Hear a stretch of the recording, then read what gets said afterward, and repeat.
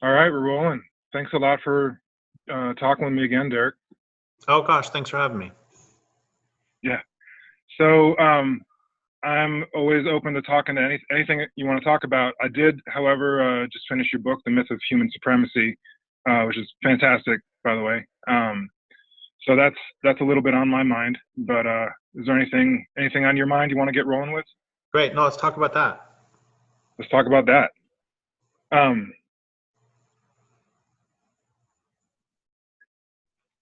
Yeah, there's it's so I actually got my undergraduate degree in ethnoecology, which means I study anthropology and the environmental sciences. And I used to joke with my peers that what we were actually studying was necromancy of a form, because nothing was considered scientifically valid unless it ended up in animal sacrifice. And I know some of the methods have progressed since then, and but it's astounding, how many a perfectly valid study just wouldn't even be considered valid unless you could, freeze the brains of the animal or freeze the pelts or kill the animal at the end of the study. And I think it just speaks to just how pervasive, and it becomes. Just through the course of studying science, people think I'm anti-science when I say things like this, and I'm absolutely not. But you have to get traumatized you have to get desensitized to life in order to study the biological sciences, and it's just part of the methodology. Yeah, I have a few stories. One of them is that just yesterday or the day before, I saw yet another article about how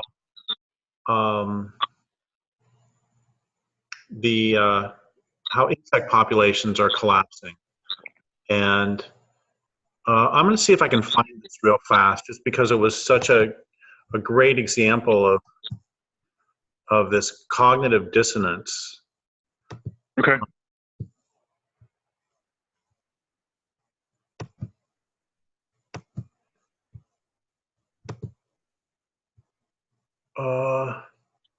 No, I didn't save it in an easy sense. I'm gonna try one more thing, and then I'll quit and just make it up. Okay, I'll pause it. Just let me know. And the headline: Insect Apocalypse. German bug watchers sound alarm. Unless we change our ways of producing food, insects as a whole will go down the path of extinction in a few decades.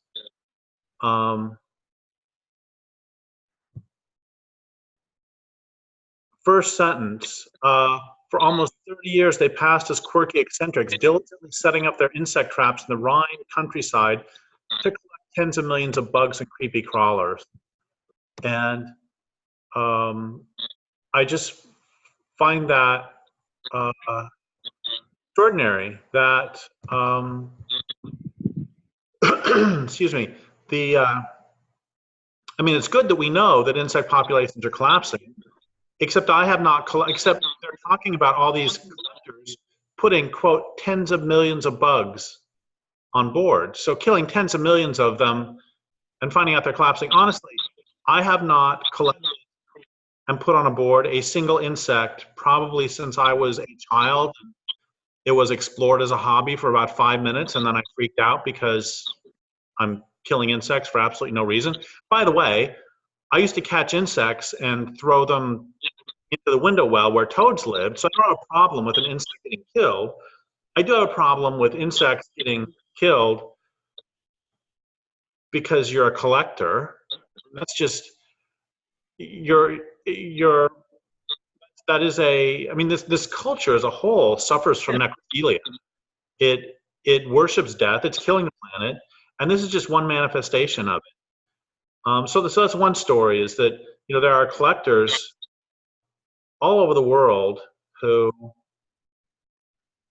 There was a guy. This was a couple of years ago. He got in some trouble for this. And a good thing he did get in some trouble for this. That he rediscovered a species that everybody had thought had been extinct for a while. So what he did is he killed it and brought it and then brought it out so people could examine it. And that is atrocious at any level. And then add to that the fact that this creature was previously thought extinct.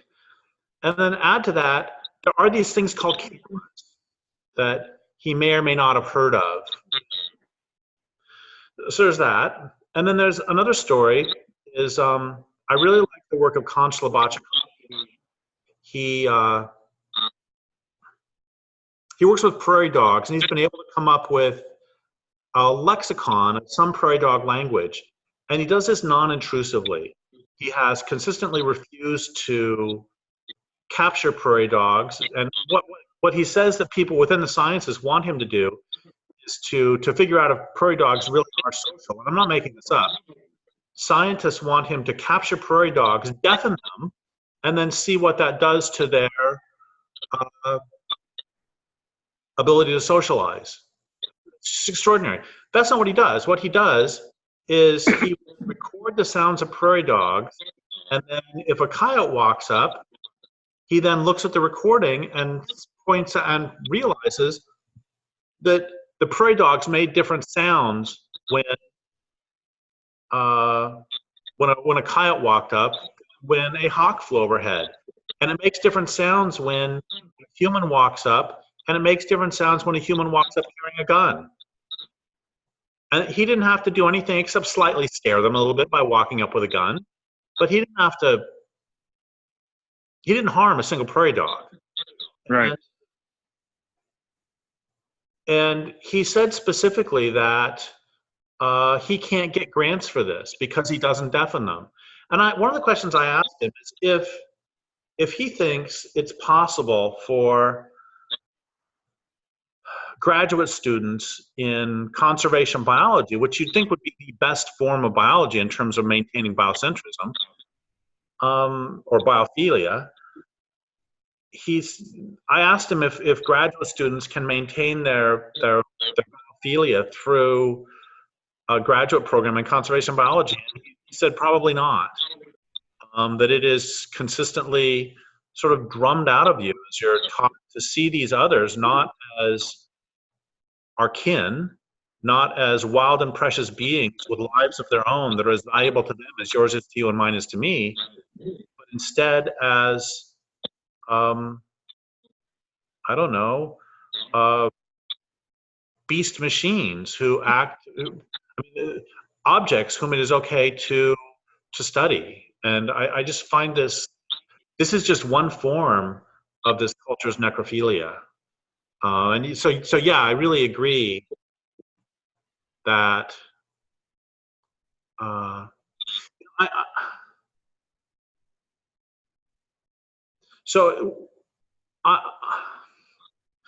out in nature a lot, not like, I don't go camping a lot, but I live in a forest and I walk out in the forest, and at some point during this interview, there might be some BEARS show up behind us, but I can't say the word because the dogs get very excited. I was just out in the forest 10 minutes before we started. I was thinking a bunch of things. One of them is that because I'm in the forest a lot, I will pee outside. And I learned one time completely accidentally, I was peeing and I hit an ant, and the ant started writhing and died very quickly. And what that is, there's the uric acid in your pee dissolves your exoskeleton. I had no idea. Yeah, so the point is, I learned that. And if I were a scientist, I could conduct 100 studies where I kill 100 more ants to learn this. But each one of those ants is someone who is dying for my knowledge. And I always think about how much I would enjoy dying so that someone else can gain some knowledge. And probably not very much. So there's a difference between, my point in bringing that up about peeing is that I'm not saying that we shouldn't be close observers. We can observe very closely, but that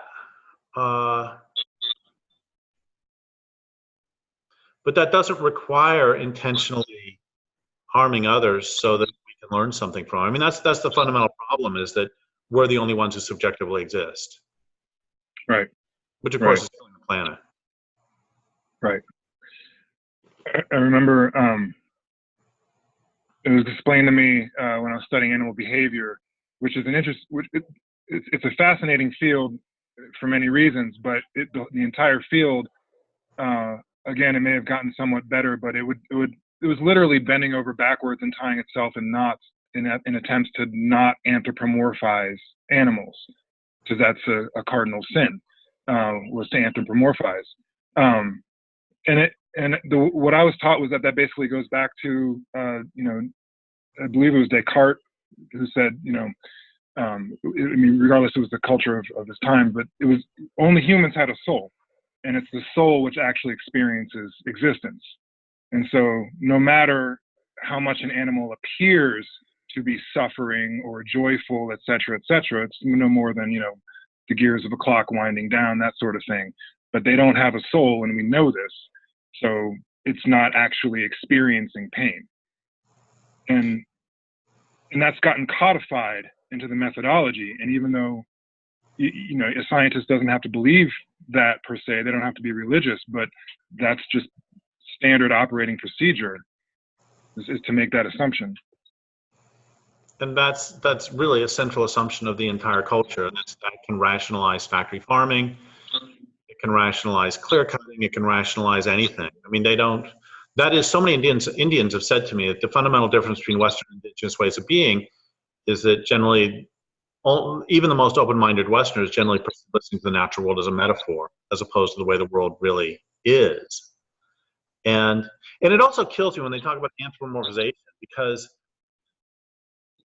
it's remarkably stupid, even from its own perspective, because we're not supposed to anthropomorphize, yet even Descartes was saying that animals are like a clock.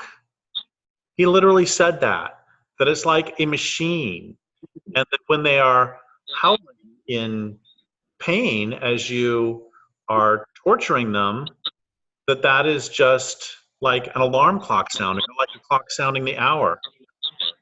I'm sorry, I thought we weren't supposed to anthropomorphize. And what this is doing is it's projecting machine language creations onto the natural world.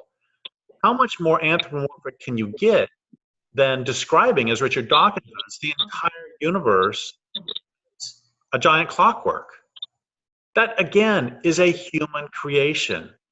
And that is as anthropomorphic as you can get. Now, I'm facing, so here's where it is very clear to me that everyone is alive and everyone is sentient. And it is also clear to me that, I mean, I don't know what it is like to be you. So I don't know how much more difficult would it be for me to understand what it would be like to be someone who doesn't even share my experience as a Homo sapien.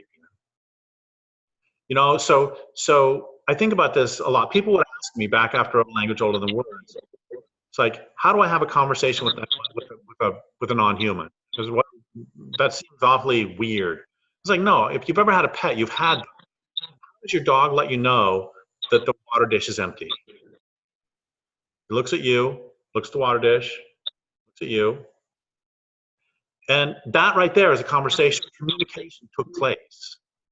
Right. The dog conveyed the information that, so every evening about 6, I go upstairs and sit with a cat who sits mainly upstairs. And if I'm not up there by 6:30, she starts yelling. Yeah. And what she's saying is very clear. It's time, you're not here, and why aren't you here? You're supposed to be sitting here petting me now. Another great example, this is my mom's house, and my mom died last fall, and I lived on the same property as her down that way for 20 years. And I would come up every afternoon, and when I had dogs down at my house, I would walk up, and then they would stay outside the door over there, and while I was in here, and then they would go home with me. And I realized after a while that if I was going to go into town, the dogs wouldn't get up off the porch. And if I'm going home, they would get up and walk with me. And I couldn't figure it took me like a year. Once I realized that they were not following me when I was going into town, it still took me a year to figure out how they knew the difference. I thought they were psychic, you know, it's like, are they reading my mind? Until I realized, no, if I have a car key in my hand, then I'm getting in the car, which means they don't go. And if I don't have a car key in my hand, that means I'm going home. And the point is that the dogs figured this out very quickly. They figured this out within a couple of days. And then it took me a year to figure out how they'd figured it out. So here's the real point, is that there's going to be a bunch of points here. One of them is, okay, I'm asking listeners, I'm not asking you specifically, although you can answer if you want. Have you ever been in a relationship where one person has said, I love you, and the other person has then thought, what do they mean by that? I mean, does I love you mean that you want to hang out with me? Does I love you mean that you want to marry me? Does I love you mean that we're good friends? And this is two people who speak English. And there is that level of miscommunication possible.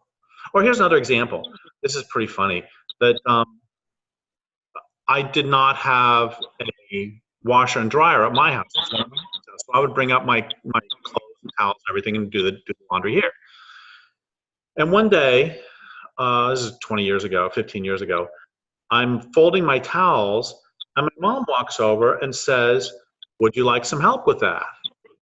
And because of our history of me having been her child for my entire life, I did not hear her say, would you like help with that? I heard her say, you're doing it wrong. And so she says, would you like help with that? I said, no. And she said, okay. And my point is, we knew each other very well, and it's still, with a very simple exchange, possible to have that level of misunderstanding. Okay, so now pretend that we have two beings who are equally sentient. One of them speaks primarily English, and the other one speaks primarily Russian. And how are you going to communicate? And I actually experienced this once. In 1987, I was a high jump coach at a track meet for a US-Soviet Union, friendship track meet. And I took high school German, which means that I can basically say, is Erica at home? Yes, she is upstairs. And that's about it. And there was a Russian high jumper I started talking to. He knew German and I knew German. And so we were able to communicate just a teeny bit. So that was more difficult. And now just imagine if one of them speaks only French and one speaks only Swahili. They're going to have a much more difficult time communicating, but they're both human.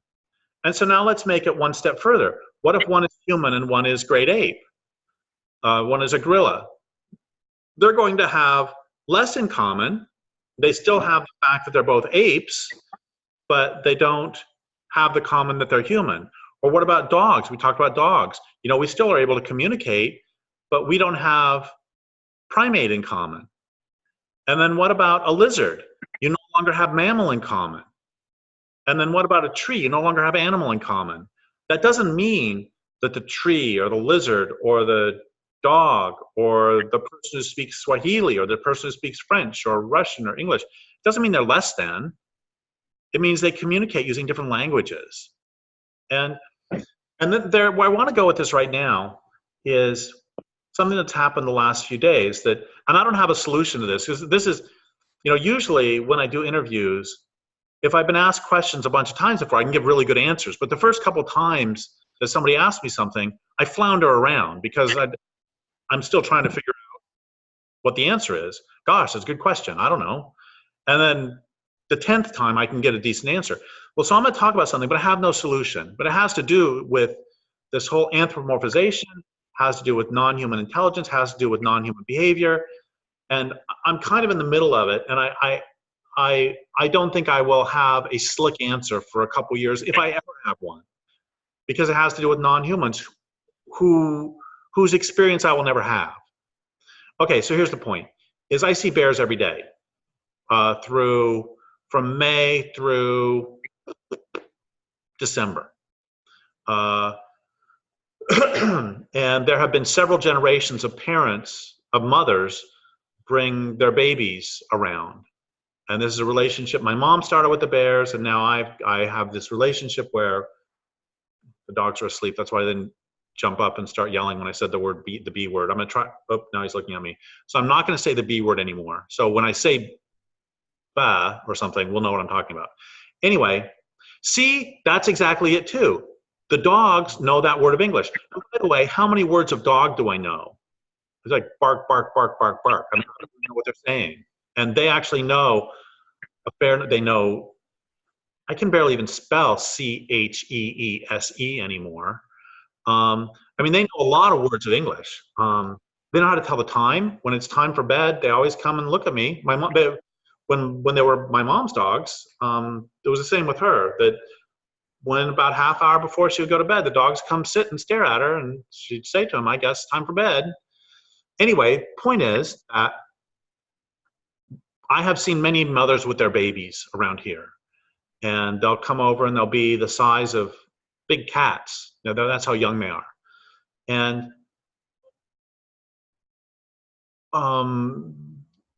then usually the baby stays for a year.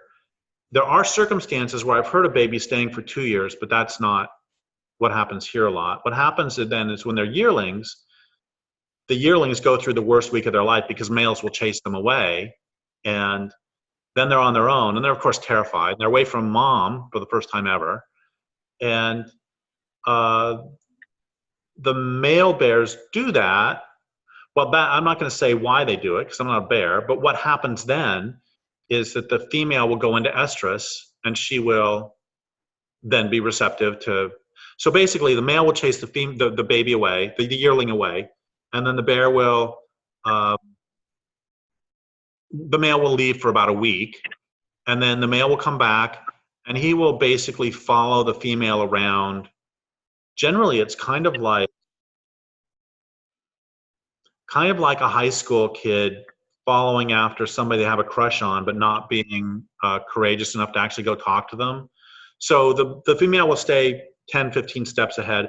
And in my experience, I've seen this bunches, the female doesn't particularly pay him any attention. She's not scared of him. She's not anything. Okay, that's normal. But what happens this year is the mother was here with her baby for about a month, and then the mother showed up without her baby. And about a week later, a male showed up, and he has been following the female since. And so I was reading about this, and I'd heard about it before, but in many places, about 30% of babies die, and about 90% of those are killed by males to bring the female into estrus, just like with the yearling. So I was thinking about this from a selfish gene perspective, which, by the way, I really have a lot of problems with the whole selfish gene notion. I think there are components of that, but nature is way more complex than that. And I think most nature is actually based on community and based on the larger bear population and the larger forest community. I'm going to step off and go a different direction for a second. That one of the things bears do is they will girdle certain types of trees. They like to eat the bark, the inner bark. Mm-hmm. And if they do that all the way around a tree, it will kill it. And I was asking a friend of mine who's a wildlife biologist, how does that serve the larger community for bears to do that? Because they kill a lot of trees. Enough trees, timber companies will kill bears because of it. And my friend said, you know, where I live, not where I live, but where he lives, where I live, it's a mixed Doug fir tan oak forest. And the Doug firs grow taller, they grow faster, they reproduce younger, they reproduce more easily. They basically have every advantage except that bears don't eat the bark. So in this case, bears are a central force in making sure that it remains a mixed Doug fir tan oak forest and not a completely Doug fir forest. Another thing bears do by killing trees is that dead trees are more important for habitat than live trees. And you will often have, especially in like a second growth forest or in a timberlands where they've cut the trees, if you have not a healthy variegated forest, there is a deficit of dead trees, and you will need, somebody's got to do it. So the bears come in and they will kill. That's one of the functions they're serving. So I've really been wondering, what function does it serve for male bears to kill babies? Not from a selfish gene perspective, but from the perspective of the larger bear community. Okay, it does population control. That's one thing it does. Another thing it does, well, I don't really know what it does. I know one of the things it does that's negative is it wastes a lot of the female's energy. If I can see, so I'm going to back a different direction. I was sitting with this wildlife biologist friend of mine out at the ocean one day, and he turned to me and he said, you know, sharks' skin being rough allows them to swim a lot faster because of laminar versus turbulent flow. And yeah, that's what I said to him.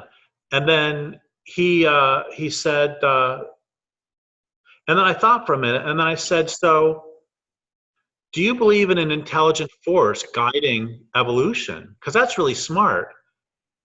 And he said back to me, there is great intelligence in time.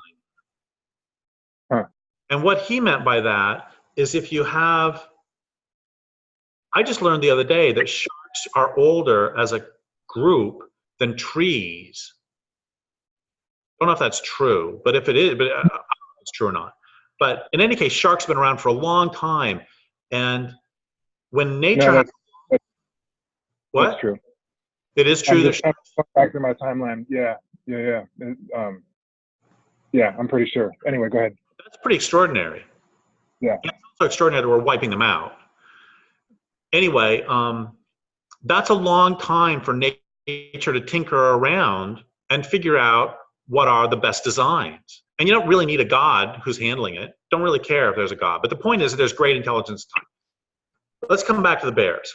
And it's a tremendous waste of the female's energy to, I mean, if you want to have a population control, it seems there would be a way that would waste less female energy. So I'm thinking my way through this. And then I talked to that same wildlife biologist friend, and he asked me another question. He says, so do you think that bears behaved this way prior to conquest? Would bears behave this way when there is plentiful salmon, when there's plentiful habitat, when they're not stressed? Because this is something I've talked about for decades now, is that I think most studies of non-humans, certainly most studies of non-humans that take place in cages, are not valid. That's no more valid than studying human behavior in prisons and then presuming that has something to do with normal human behavior. If you cage somebody, they're going to change their behavior. You know, we've always heard about a lot of spiders kill their mates, to kill the males after breeding. And it ends up that happens way, way, way more in captivity than it does in real life. Really? Absolutely. I got this from an arachnologist. They said, yeah, it's all, we've been sold a bill of goods on it. Wow. And it's the same with almost everything, that if you stress them, they're going to behave differently. And one of the ways I said this a long time ago was if you did sociological studies of Russian peasants fleeing the panzers in World War II, what would that tell you about normal human behavior? Nothing, really. It tells you about behavior of people who are terrified and running for their lives. Or we've all heard of, you know, the classic study or the classic sort of thought experiment of if you walk into the bank or the grocery store, you're probably going to stand in queue and be a decent human being. But if you walk into the bank, when you have heard there's a run on the bank and only the first will get their money, or if you're in a grocery store that only has 3 pieces of food and there's 16 of you, you're going to behave differently. And so I'm asking my wildlife biologist friend, so how does this help the bear community? And he asked the question, do they do this under normal non-stress circumstances? And I don't know. I don't know the answer to that. I don't know if any of us will ever know. But then I'll tell you something else really interesting. And I'm just throwing stuff out. I have no conclusions here. And but this for me is how knowledge moves forward. Is by making observations and then sitting and thinking about them. Anyway, the point is that, well, we're not to the point yet. We're a little bit more information. Several years ago, I was reading about what California was like prior to conquest. And one of the things I kept coming across that kept blowing me away was that there were many accounts of white people. This is up through the gold rush time, so up through at least 1849, 1850, 1851. There were many accounts of, quote, troops, end quote, of grizzly bears going through town. And grizzly bears are, for the most part, pretty solitary. And so now I'm wondering, I don't know the answer to this. In their native state, can grizzly bears sometimes be social? I don't know. And so now, so when I've traditionally seen the male following the female, like I said, she doesn't care about him much, but this particular female, this is happening right now. I saw them yesterday. This particular female, when they are anywhere near this house, she's plastered cowering up against the house. She's pretty clearly afraid of him. She doesn't like him. And so I've been thinking about this a lot. And do I hate that male bear? I mean, and I don't want to project human morality onto bears. But if this is instinctual bear behavior, and if this is just bears have done this forever, then I don't feel quite so bad for her, because if bears have done this forever, then she has evolved with that possibility. She has evolved with that. If 30% of baby bears die and 90% of those are killed by males, then 27%, more than a quarter of baby bears are killed by the adult males. If this is traditional, if this is instinctual. And if it's instinctual, then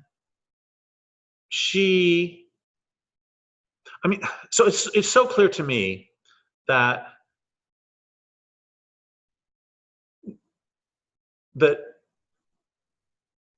a creature like a frog, where 99% of the babies don't make it to adulthood, it's very clear to me that they would have to have a different relationship to death than a creature like an elephant, a different existential relationship than a creature like an elephant, who basically is generally, when they have a baby, then they generally do live for a fairly long time.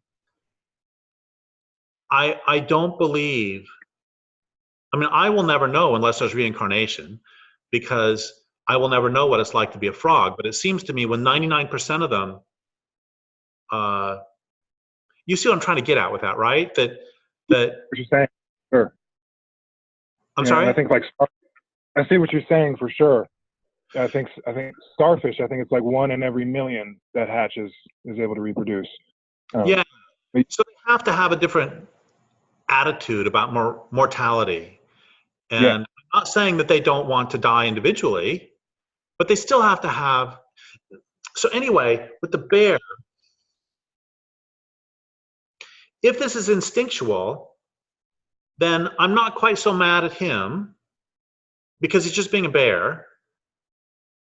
And I don't feel quite so bad for her, because she has evolved. She has to have evolved emotional responses commensurate with the fact that 27% of the babies are killed by bears. If, on the other hand, this is a response to stress and trauma, then that, I mean, another part to add to this is Peggy Reeves Sanday talked about this with humans, that she studied the markers of high and low rape cultures, and she found that there were a lot of them, like a highly militarized culture is probably high rape, a non-militarized culture is lower rape. If it has a male creator deity, so man is God, then it probably is a higher rape as opposed to a female or couple creator deity. And then one of the ones that was very interesting is she said that there's a history of ecological dislocation in the last 300 to 400 years. That's often a marker of a high rape culture. So so patriarchy is in some ways an emotional response to ecological stress. And I'm not blaming ecology for patriarchy. And I just the other day was told about some studies of chimpanzees that are pretty similar, that chimpanzees that are higher stress have more abuse within the troop than chimpanzees who are not being hurt by humans and not being stressed. And so, again, I don't want to anthropomorphize, because, I mean, I hate that word in general because of how it's misused, but I do think it's really important to not project human morality onto the non-humans. I mean, dog intelligence, redwood tree intelligence, Pacific tree frog intelligence, black bear intelligence, I believe that they are all this bouquet of different intelligences that are no less than our intelligence, but completely alien. I mean, I hope that this is okay, that I'm just sort of rambling here, because I'm really just exploring these thoughts. Something I've thought, I'm never going to do this because I don't have time, but something I've thought about is writing an anthropomorphized murder mystery where all the characters are dogs, but anthropomorphizing it, so it's not real dogs, but instead, dogs who might have tea with their dinner, but they still have the physical capabilities of dogs. One of the things that I've been sort of laughing about and trying to figure out, again, I'll never have time to write this book, but it would be fun if I just had infinite amounts of time, is I want to figure out, given their incredibly strong sense of smell, how a monogamous dog couple, a semi-monogamous, a pseudo-monogamous dog couple, how one of them would have an affair. Because if you have sense of smell that's like 1,000 times stronger than us, the dog, and it's like, huh, I know exactly where you were. I know who you were with because I can smell it. Like, or why is it that you always roll and poop before you come home? Right. Anyway, so the point is that even on that level, even on the level of perception, of simple perception, their lives are vastly different. We can't comprehend what it's like to be them. So this story is going to end with a big pile of damp squib because I don't have anywhere to go with it, but I've been just wondering about this bear. Is it natural? Is this behavior instinctual? Is it a result of stress?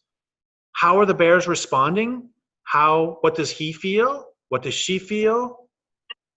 I mean, it's too easy and simple to just say, oh, bears don't feel anything. They're beast machines, and to anthropomorphize that way. I don't know. I don't know. So I'm weak. You can ask whatever you want. I've just been this has been something that's been very much on my mind for the last 3 or 4 weeks since the baby disappeared, and since I learned for sure that it was. And the reason I know for sure that it's a male is because he showed up a week later, right on time. And anyway, actually, before we go with any more questions, what do you think about all that? Well, first of all, I actually really appreciate just the line of inquiry. I think that's valuable and enjoyable. And I think it's the whole point. That's what I wish all of us would do. And that's kind of what I wish science was like. Just you observe something and then it's gosh. And then take in more observations. Yeah. And anyway, sorry, go ahead. Oh, it's okay.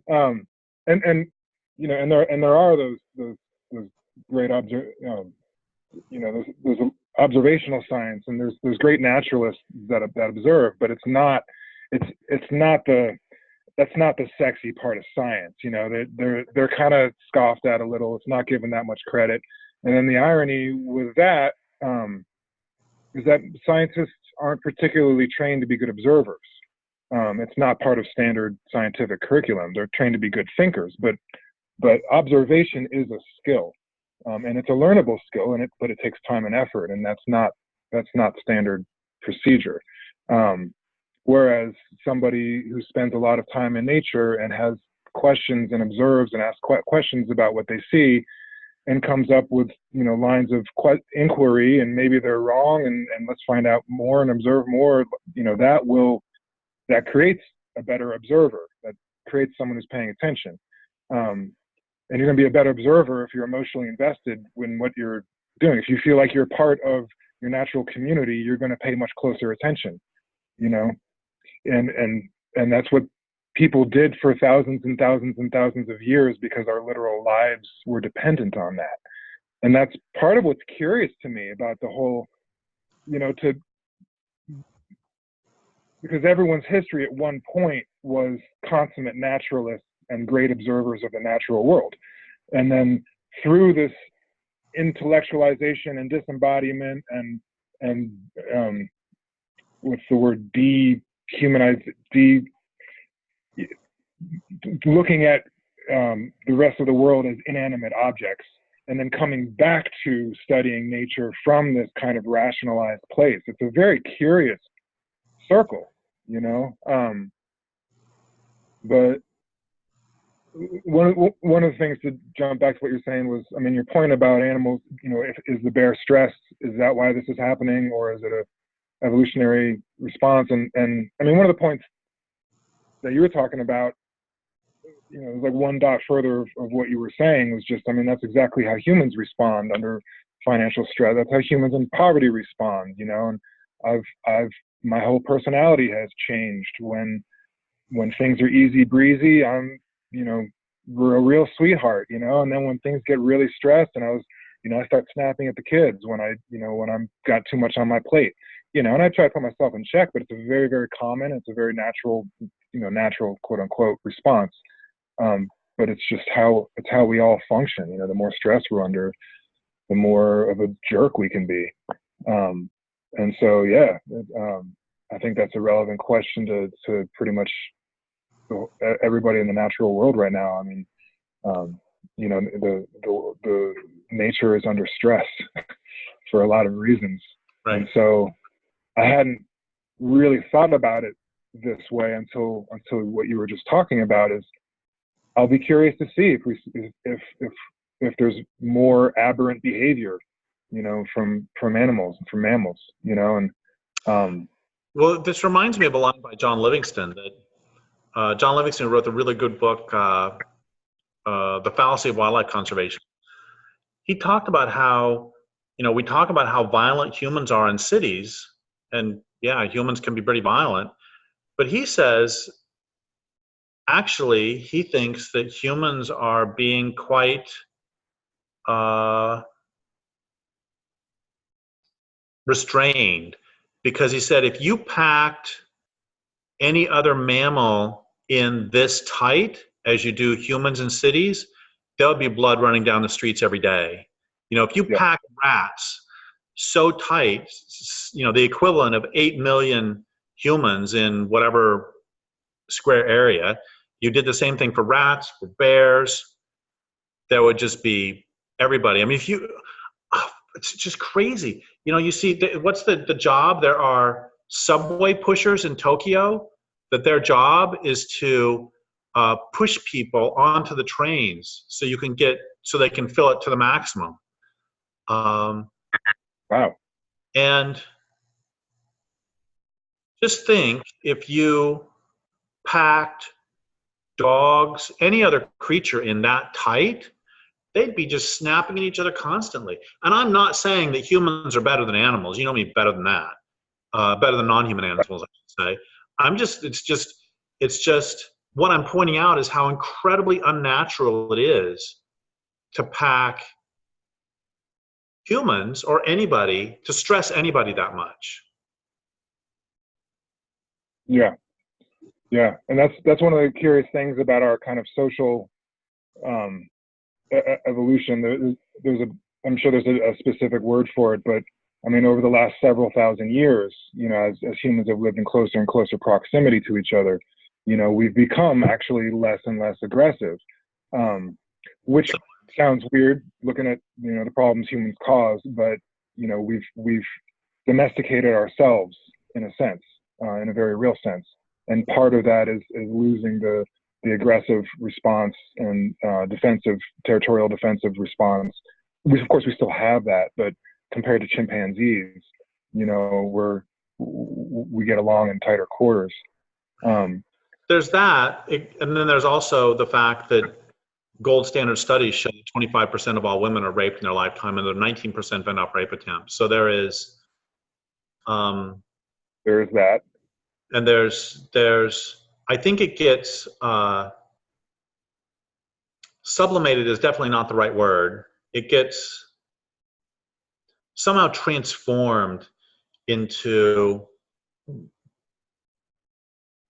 the mass warfare of,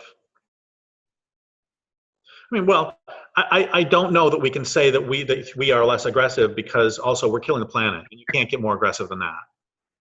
So I'm not disagreeing with you. I think that the different form. It's taken, transmogrify, there's a word I'm looking for. And still comes out. I mean, this is kind of a different subject, and we're running out of time, and this is not the end yet, but this would be a terrible thing to end on. I actually don't have a problem with football, or any sports, and not just because I like sports, but also it seems to me that football is actually what war is supposed to be. It's sort of a ritualized, kind of dangerous, but not murderous way to manifest some tribalism, which I think is inherent to us, because we are, I think, inherently somewhat xenophobic, and rightly so, because I mean, you've seen the studies, I'm sure, of how you can't really have a democracy over 120 people, and over about 120 people, you can't really have a functioning society. You start getting a dysfunctional society over 120, because it's beyond human scale. Yeah. So I think football is kind of what war was at some point, which is, you know, we hate Los Angeles, and Los Angeles hates San Francisco. You're not actually going to kill anybody, but what you're going to do is you're going to go out and shout some insults and do ritualized smacking. And I grew up playing lacrosse, and I was taught that one of the old names for lacrosse translated to the Little War, and so the idea was like, hey, we've got a bunch of hot-headed young bucks. You've got a bunch of hot-headed young bucks. Let's let them, you know, have it out. Everybody else will be safe. We'll be watching. A few of them will get hurt. We might get somebody killed. That will suck. But nobody's going to burn the village down. Nobody's going to rape. You know, nobody's going to pillage.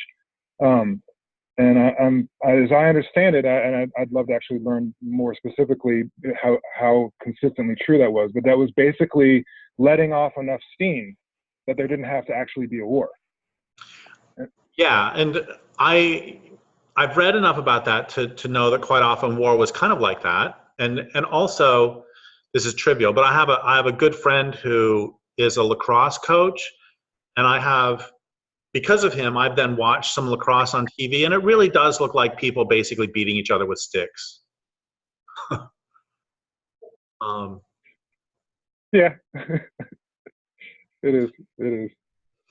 Yeah, I mean, he's told me, you know, that there are really good lacrosse players that will, if you somehow see that a person's not wearing a cup, first thing you do, hit them with the pole right in the groin, And then A, they'll learn to wear a cup, and B, from then on for the entire rest of that particular lacrosse game or match or whatever they're called, then all you have to do is just go like that, and the guy you'll be able to get a step around him. Which we're not doing on this. So ask me a question, a wind down question. Okay. Poking a guy in the groin with and that's all we got. Why not? I don't know. I honestly, I'm still thinking about, you know, what you're talking about with the bears and with transferring human morality, which is a tricky thing. Okay, the first thing here that I know a lot of scientists would object to is they would say there is no morality among bears. And I would say bullshit. Bullshit, yeah. Every creature who has social interactions has a form of morality because, well, let's ask the question, what is morality? I think morality is they are rules that one agrees to participate in a society. And there are anarchists and queer theorists who argue that all morality is inherently oppressive. And I would say only if you're a sociopath, because even if moralities are different among different groups, that doesn't mean that they are completely artificial and only based on convention, because we are animals, and animals require certain things to survive, and animals require certain things to maintain in a society. Okay, for humans to eat other human poop is physically harmful, right? It can cause disease. It can cause a spread of disease. So a social etiquette rule or a piece of morality that suggests that I don't poop on your Cheerios, that is naturally based. That is not artificial. Do you see what I'm getting at?